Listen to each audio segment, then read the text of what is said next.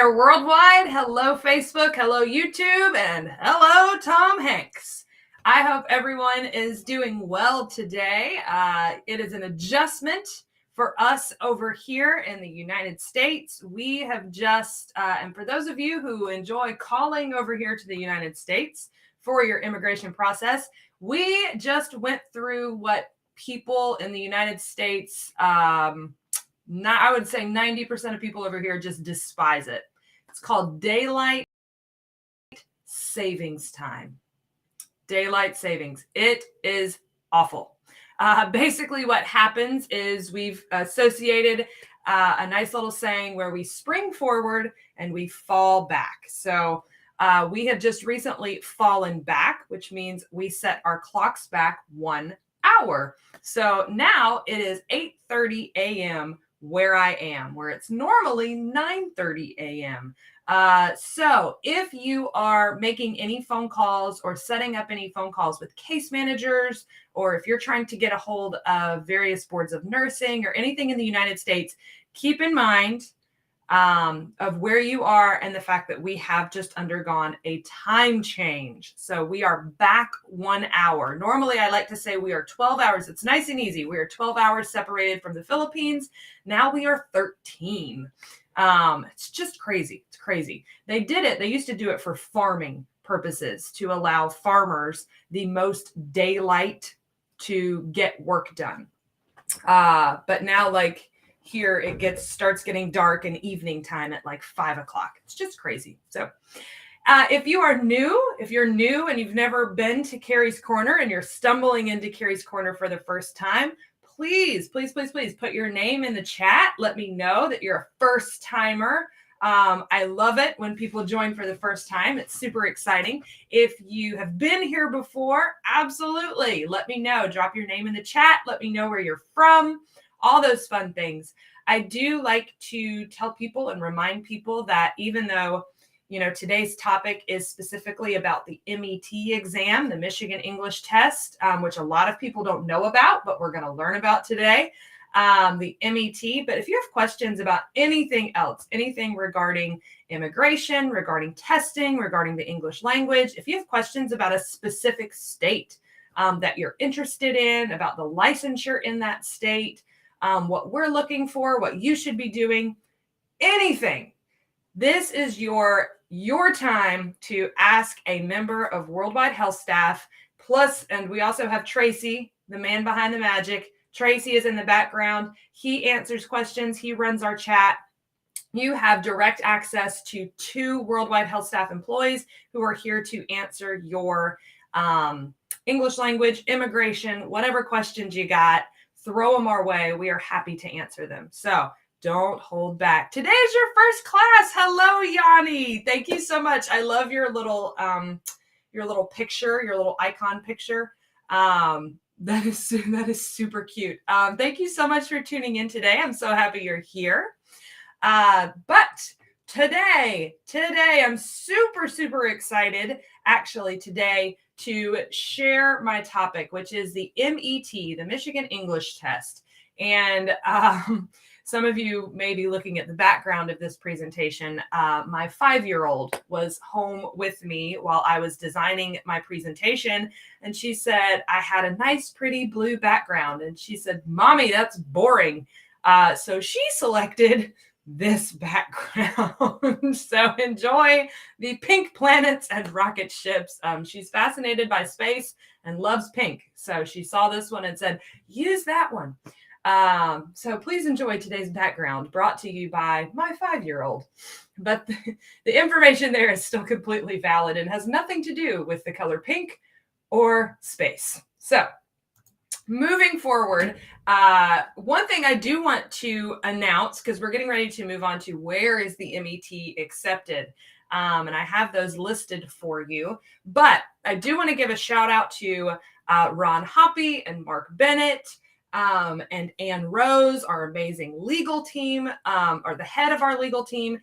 They are headed shortly to the UAE. But on November 11th, so that's not today, it's not tomorrow, it's the next day, November 11th, they're going to be in Oman. on November 11th and 12th. And then on the 13th, they will finish out the world tour in the UAE. So if we have anybody from Oman watching or anybody in the UAE watching, be on the lookout because Ron Hoppy is there. He is over there where you are. Please go check out an open house event. Ann Rose is hosting 2 evening events in the UAE on November 14th and November 15th. So please go meet them, go check them out. It's a great opportunity, a really great opportunity if you're in those areas to see them and to check them out. So the MET, it's a great exam. It is. They are the most wonderful people to work with too. The MET stands for the Michigan English Test. It's based at the University of Michigan. And at first, I'm a University of Florida girl. Hello, Sheila from Cameroon. Shout out to your case manager, Medella. That's fantastic. We will share that. Shout out. Hello, first time in Qatar. Thank you so much. Thank you so much for tuning in Qatar. That is awesome. We just had an event in Qatar. Is it new? Is the Michigan English Test new? It's not new, believe it or not. I would say out of all the tests, though, it's one of the newest kind of on the market. It's new in that it is becoming more accepted by various types of things. So a lot of people haven't heard of the MET and they don't realize if you go to CGFNS and you look at their list of accepted exams, you're going to see MET on there. But a lot of people are scrolling right past that and you're going to see, PTE or you're going to OET or you see IELTS and TOEFL and MET just kind of falls in the mix, right? But the MET is working really, really hard to be accepted by more boards of nursing and to be more available. You got to meet Ron. Oh my goodness. Bless your heart, as we say in the South. That's fantastic. I'm so glad that you got to meet Ron Hoppy. He is He is our fearless founder and leader. We would be lost without Ron. I was fortunate to travel with Ron in Korea and the Philippines, and he really is. He's a great man, and the company that he has built and established it's truly a blessing to so many. So I'm so glad you got to meet Ron. He's a great man. He's a great guy. You may not have got to see his wife, Sherry, too. I like to call her his better half. I love Sherry, his wife. She's amazing, too. So the MET, where is it accepted? As you can see, there's a list right here of 24 states where it is currently accepted. Hello in Saudi Arabia and Pakistan. Thank you so much for joining today. These are all states where it's accepted by licensure by examination. It's accepted by even more states for licensure by endorsement, believe it or not. So if you already have a valid exam, or it's not exam, if you already have a valid license, you've taken the NCLEX, you have a valid state license. Please note, there is a difference in taking the NCLEX and getting your license. Just because you take an NCLEX in a state does not mean that you automatically get your license as well. We have, if you need advice and you're looking to take the NCLEX and you want to get your license so that you can apply, when you accept a job, you can say, I already have a valid US license. We love to hear that. We have a list of states that you should go through. Most of those states do not require what we have in the United States called a social security number. And in order to get a social security number, your feet have to be on the ground here in the United States. And that involves booking what we call a flip trip, meaning you fly over here for a few days and then you fly home just to get your social security card. So we have a list of states where you can get your nursing license. You take your NCLEX through that state, get your nursing license in that state, and they don't require a social security card. So please let me know if you're interested in that. Happy to help, happy to give advice in that realm. But looking at the list on the screen, lots and lots and lots of places where the MET is accepted. A lot of people don't realize that. So let's talk more about the MET. So the cost and availability. Cost, the MET is going to come cheaper than IELTS and TOEFL. It's $205, that's 205 US dollars. As far as in Asia, it's available in Japan, South Korea, Thailand, and Indonesia. In the Middle East, we do have locations in Lebanon and the UAE. I thought there was one in Saudi Arabia, but I think I was wrong. But UAE, if you're in the UAE, we have one there, and Lebanon. Lots of places in Europe: Spain, Albania, Bulgaria, Cyprus, Germany, Greece, Ireland, Italy, Serbia, lots of places in Europe. South America, if I have anyone watching in South America, they have lots of locations in South America as well. Argentina, Bolivia, Brazil, Chile, Colombia, Costa Rica, Ecuador, Mexico, Panama, Paraguay, Peru, and Uruguay. And of course, it's available here in the USA and Canada. So these are all locations where they have physical testing centers. And in CGFNS, you can take the test online, but those are not accepted by boards of nursing or CGFNS. So it's very important. If you choose to take the MET when you register, you have to register for a testing center. Have to take it in person. You can't take it online, which is unfortunate, but I mean, I get it. But it would make life so much easier if we could take them online, right? Oh, Google does a great job of having a very secure testing area to where you can take it online. But it is what it is. This test has the same four sections that every test has to have: reading, speaking, listening, and writing. The reading test is 50 questions in 65 minutes. Speaking is 5 stages in 10 minutes. Listening is 50 questions in 35 minutes, and the writing has 2 tasks in 45 minutes. So the thing that I want to point out about the MET is that unlike IELTS and TOEFL and PTE, it was not just designed for academia. A lot of people struggle with IELTS and TOEFL because all of their reading and what you're listening to, it's very academic. It's very what you would hear in a college classroom setting. And that is a very high level of fluency, of comprehension of the English language. Very high level. That academic language can be so tricky. It can be so tough. But the MET does a really good job of it. I like to call it a global test. And the reason I like to call it a global test is because, yes, it does have some academic topics in nature, but it also pulls from emails. It pulls from magazines. It pulls from general day-to-day conversation.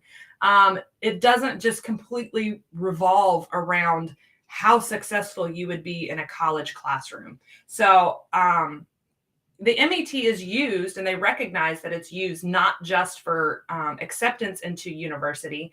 They use it for evaluations, for educational advancement, for scholarships, and they also acknowledge their use for career progression. So their test, I think, is more along the lines, if you watched last week, we talked about the TOEIC, which is a very global test and career readiness test. The MET favors more towards that side as far as their wordage and verbiage and where they pull from. So it's a global test. You're going to take the PTE because you got the job in Pennsylvania. If you're taking the test in Thailand, if you're watching in Thailand, let me double check again. I'm pretty sure. Whoops. Pretty sure we're available. Was I right in? Yeah, we're available in Thailand. You need to check out the MET. Check out the MET. I know everybody right now is like, I want to take the PTE. But if you're in Thailand, you have the opportunity to take the MET as well. And it's a great test too. It is a great test too. Both PTE and MET, very different tests, but both great tests. Happy to help you prepare for either one. The reading portion of this test is really interesting. Reading does incorporate grammar. They have basically incomplete sentences followed by a choice of 4 words or phrases that would complete the sentence. And there's 20 questions like that in the reading. And from my understanding, this actually, because everywhere else outside of the United States, in the United States, our grammar is horrible. Believe it or not, we have atrocious grammar. But when you're learning a new language, you have to have a really good understanding of grammar. So people who are learning English understand English grammar better than people who speak it natively. So I love that they incorporate grammar on this test because that's going to boost your score. Believe it or not, your grammar and your grammar knowledge is way better, way stronger than what we have in the United States. So that is awesome that they have 20 questions of the reading that is just grammar. That's really going to help. They do have a multiple text reading where you have 2 sets of 3 passages that are all related in theme. The passages can be found in newspapers, advertisements, emails, all sorts of different options there. Tuning in from Kenya. Hello in Kenya. Thank you so much, Joyce, for tuning in today. And then they have a single text reading, which is going to be an extended passage. These passages are usually informational or academic in nature. So only 2 texts that are really based on kind of like a textbook or academic, and the rest of it is going to be very real world. So again, that's why I call it a global test. But this one's scored automatically by AI, much like the PTE. So moving forward, we're going to get into the speaking section of this test. And the reason I want to talk really about the speaking section is because this speaking section of the MET is different than all the other tests. All the other tests. PTE doesn't really have a common theme or a flow or anything that you build on. The PTE can be very random in the questions that you get as far as speaking. Like I said, it doesn't take a common theme and build on it. The MET does. And I really love that because that's going to help you. Once you start thinking about a topic, more words are going to come to mind versus where you have to change topics and change ideas and change what you're talking about. That can really confuse you and throw you off, where the MET doesn't do that. They show you a picture, and I'm going to show you, I have snippets from an MET test so that you can see it. They ask you to describe a picture. Multiple tests do this. TOEFL does this. PTE does this. No, OET does not do this. Talk about a personal experience related to the picture. So the picture is obviously going to be something that pretty much everyone can relate to. Give a personal opinion related to the picture. And then questions 3 and 4 are different. Question 3 is give a personal opinion related, questions 4 and 5 are different, or stages 4 and 5. Explain the advantages and disadvantages of a situation. And then finally, stage 5 is to persuade. Persuade the examiner to agree with your opinion. Now, this is recorded, much like PTE and TOEFL. This is recorded. It's not done in person like IELTS and OET, but they're recorded, which a lot of people like. People like that about the PTE. They like it about the TOEFL because it takes away the human aspect. So this is task 1, 2, and 3 of an MET speaking test. So you see a picture to the right. It says speaking prompt, and there's a picture, and it looks like there's a lady. She's sitting in an office. There's a man behind a desk. You've got some stuff behind him. There's a picture on the wall. There's a plant. You can take all these different things into account. Task 1, describe the office. I just did that. You have 60 seconds to describe the office. What do you see? I see a lady sitting in a chair. She has a briefcase by her chair. There's a man sitting at a desk. It looks like he is busy working on something. I can't tell if the lady is waiting or if she's interviewing. I'm not sure why she's there, but looking at the office, it looks like a very nice, clean space. They have an office plant, which could be real or fake. You never know. They have a beautiful painting on the wall. Lots of things you can talk about, right? Task 2 is tell me about when you waited for someone. So there you go. It gives you more information about the picture. It looks like she's waiting. So we've all waited, right? We've waited for someone to pick us up for a ride. We've waited for someone while they're trying something on in a store. We waited for someone at the airport. That's an exciting time to talk about. So something we can all relate to. We've all waited on people. Task 3 is some people like to work in the office. Other people like to work outdoors. What kind of work do you like to do? And give your opinion and reasons to support it. It's totally up to you. Do you like to be outside? Do you like to work in the office? The key with questions like this is pick one. Don't try to talk about both. Don't be like, I like to work in both. Like, try to pick one because it's much easier to tackle that in 60 seconds. Now, if you have, 45 minutes to talk about it, okay, but you only have 60 seconds. So pick one, and always, anytime they say give reasons to support it, try to give at least two. So if you say you like to work in the office, I like to work in the office because I feel like there are less distractions involved, that you get when you're outside, but I also enjoy being in direct contact with the people that I need to speak to and work with. Some people like to work outdoors. I like to work outdoors because I love the fresh air. I love being outside in the sunshine. I get so much from just being outdoors and working with my hands, something like that. Pick one, two reasons to support it. Tasks 4 and 5. So task 4 gives you a situation. Your friend is thinking about leaving college so he can play music full time. He wants to take time to travel with his rock band while he's still young. What are the advantages and disadvantages of this idea? So this is one where you do want to give both advantages and disadvantages. Okay. Task 5 is the number of students at a local school has grown. Some teachers have suggested moving the students to a new school building to solve this problem. Many parents think this is a bad idea. I am the school principal. Tell me what you think about this idea and try to convince me to agree with you. So what I love about the MET and these two particular tasks is the fact that they give you so much information to work with. Unlike the IELTS, unlike any other test where you get like a sentence, right? And you have to build your whole concept and argument and everything off of a sentence. They give you the full-blown scenario to talk about. And the more information they provide, like the easier it should be for you to respond to those types of things. So I really, really, really love the way the MET does their speaking portion of their test. I think it's fantastic, truly fantastic. And it's something they do a good job of making sure it's something that everyone can relate to. And if you can't relate to it, they give you enough information to form an opinion about it.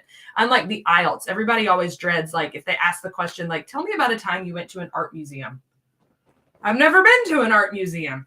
I can't answer this question because I've never been to an art museum, but now I have to talk about 2 minutes about how I've never been to an art museum. So again, that's why I really enjoy the MET speaking portion. It does a really, really good job. The writing portion is very similar to a lot of the other tests. There are 2 separate tasks. Task 1 is a few sentences in response to 3 related questions about personal experiences. And then task 2 is that essay, that extended essay. Everybody loves the extended essay. The only test that's gotten rid of the extended writing prompt is the TOEFL. TOEFL no longer requires an extended writing prompt. So MET still has that extended writing prompt. Here are some task 1 samples. Very, very basic. What is your favorite kind of food? How often do you eat it?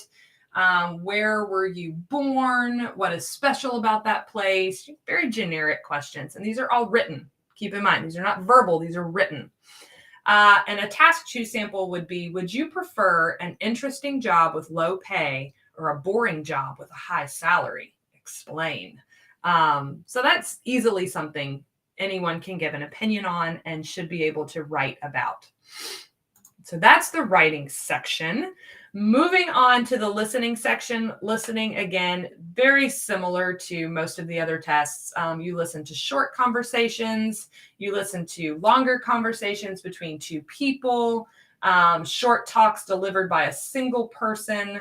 Very similar, like I said, to all of the other tests. Most of the listening sections are pretty similar. Topics range from familiar to less familiar. They can be public speeches, personal, educational, or workplace content. So it's completely varied in what you're going to be listening to, which is good. I like that. But the section is also scored automatically by a computer. So it's all going to be multiple choice answers are right or wrong, that type of situation.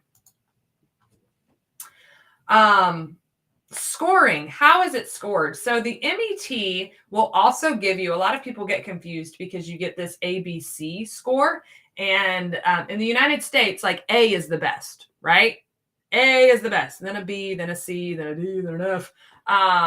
But CEFR, it stands for the Common European Framework of Reference for Language Development. And A is the beginning, C is the fluent. So you want to get to the level C2 is ultimately, that's the highest level of fluency, whereas A is you're a beginner. A1's a beginner. What you're looking for is a B2. B2 is what you're looking for as far as CGFNS and boards of nursing are concerned. Reading and listening are scored by computer. Writing and speaking are scored by trained and certified raters. Test takers are scored on a scale from 0 to 80 in each test section, and you get an average score for all sections taken. So let's look at what a score report would look like for the MET. So some sample scores, looks like I have listening a 59, that the CEFR is a B2. Reading at a 55, B2. Speaking at a 53, B2. And their writing is a 68, which is a C1. So their score overall is a 58. That's the average. And their CEFR is a B2. Again, that's their average. Overall, you basically what that means is you're an independent user that can understand and can use the language fluently, accurately, and effectively on a wide range of topics. CGFNS requires an overall score of 55 with a minimum of 55 in speaking. And that falls into the B2 category. So those are the CGFNS requirements, and they align with most boards of nursing requirements as well. So why do I like the MET? Why does Kari Cooper, ESL Program Coordinator, why do I like the MET? First and foremost, it's well-rounded. Like I said, it's a global test. It's not just academic. It's not just workplace. It is very, very well-rounded test. Like the TOEIC, if you fail one section, you don't have to retake the whole test. You can just take a section of the test. That's huge. And it's at a reduced cost. So that works so well for so many people because a lot of places do not club scores. Clubbing scores, people are familiar with the IELTS and the TOEFL. That means that, you know, you have to get all the necessary scores on one try. You can't use multiple attempts and take the best of those multiple attempts and submit that. So you get one try with those things. But with the MET, you can retake just certain sections, which is fantastic. Their scores are attainable. And what I mean by that is I don't feel like their scores are set unrealistically high. I truly, truly feel like it's comparable to, you know, how the OET scoring is set up. I feel like they're fair and they're attainable. They're not set too low, but they're also not set too high. Some boards of nursing require a speaking of an 8 in the IELTS, which to me is like, whoa, that's a lot. But the MET is consistent and the scores are attainable, 100% attainable. You get your results 5 days after the completion of the test, which is pretty fast considering they use human raters for the writing and the speaking. So the fact that they have a 5-day turnaround for their scores is very, very impressive. Very impressive. I love that. They use humans to score their writing and speaking. I love the PTE. I do. I understand why so many people want to take it. However, I love that they still use human raters for the writing and the speaking because humans can interpret emotion. They can just really listen for, they can hear, you know, they can hear if you're nervous. They can hear if you are passionate about what you're talking about, right? They hear that change in the tone of your voice. Humans pick up on that, whereas computers don't really pick up on that. So I love that they use human scoring for their speaking and their writing portion. I do love that. Shout out to MET for that for sure. They're truly wonderful people to work with. The people behind the MET are genuinely interested in creating a test that is fair and balanced and attainable, you know, to everyone who is learning English, no matter where you are in the world. They have the best free preparation. So if you are, that's why my homie in Thailand, if you're looking at the PTE, I'm telling you, look at the MET too, because their test preparation is free and it is amazing. It is so good. Their test preparation materials are so fantastic. If you're interested in taking the MET, if you're interested in their test preparation stuff, I will send it to you because it is truly fantastic. They have done such a good job. Their price is fair for the test, and they give you so much access to free material. It is just unreal. They're really, really fantastic in that. My critiques of the test, I feel like their speaking section differs from all other states, but it shouldn't deter you. It would just be something you need to focus on in your preparation. So it's very different, but you'll have to kind of change how you prepare for that a little differently. And it's not really a critique. That's just kind of a heads up for you guys, if you're interested in the MET. I wish they gave a word amount on their writing. So most tests they say they want, 250 to 300 words. They say you should try to write about a page or two. I like a word count. That's just me. That's the English teacher. I like to know a word count. So that would be a critique. And then availability. They are not as available as IELTS, TOEFL, and PTE are, but they are working on it. They are working on becoming more available. Personally, I said you need to hit the Philippines. Manila and the Philippines would be a big one for them to go to. And then definitely in Africa, creating testing locations and availability in Africa as well. So like I said, working with them, they actually reached out to me and I had a great meeting with them, and they sought my advice on how to best help nurses and best make their test available to nurses. And that shows that they care about their market. They care about who is taking their test.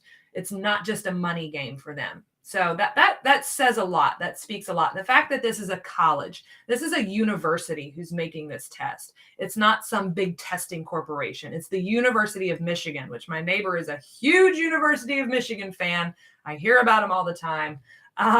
But I think that's awesome that the University of Michigan has A, taken this on, and B, they really want to make it the best it can be.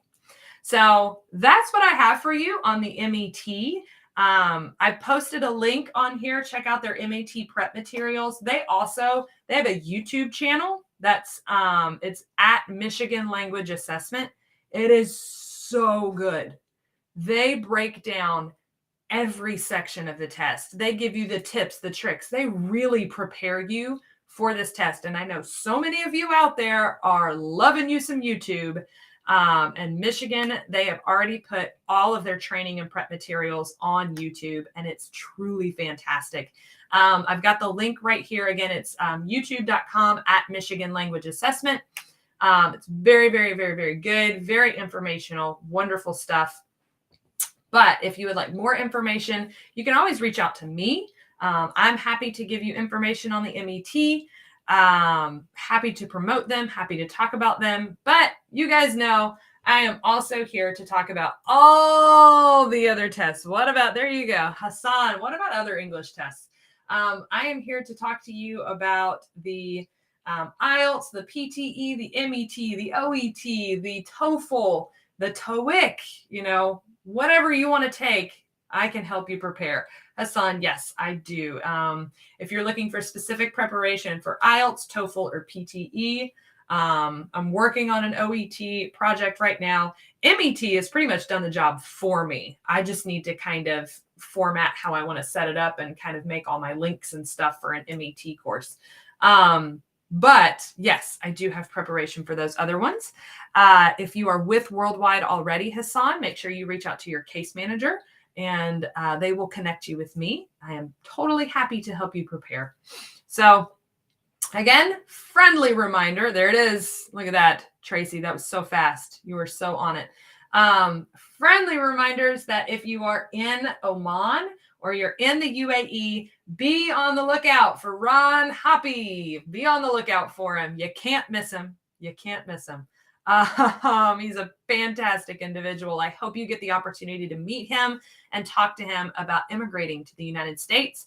We have so many nursing needs, so many nursing needs. When I tell people what I do, in that I help nurses from all over the globe come to the United States to help us with our nursing shortage, people in the United States always look at me and go, that is so awesome.